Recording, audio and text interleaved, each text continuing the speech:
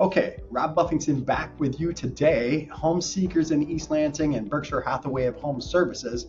And today we're going to talk about interest rates. In this market where interest rates have been volatile, we've seen them almost triple in a year and a half. We were about 3% at the beginning of 2022. This is toward the end of 2023.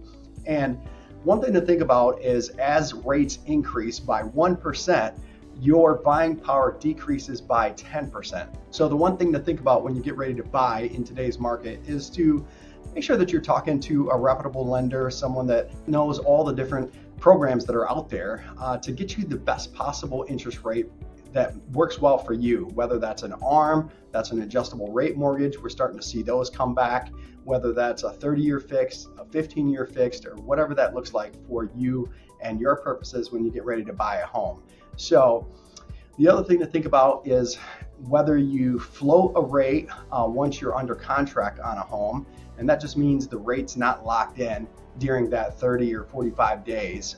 There's a risk in that. Obviously, if you see the rates dip, or if your lender sees the rates dip, or a good real estate professional can keep an eye on that as well, you may want to lock in. The only disadvantage to locking in your rate, if you see it go lower than what you were initially expecting, is that once you're locked in, you're locked in. You can't really get out of that rate.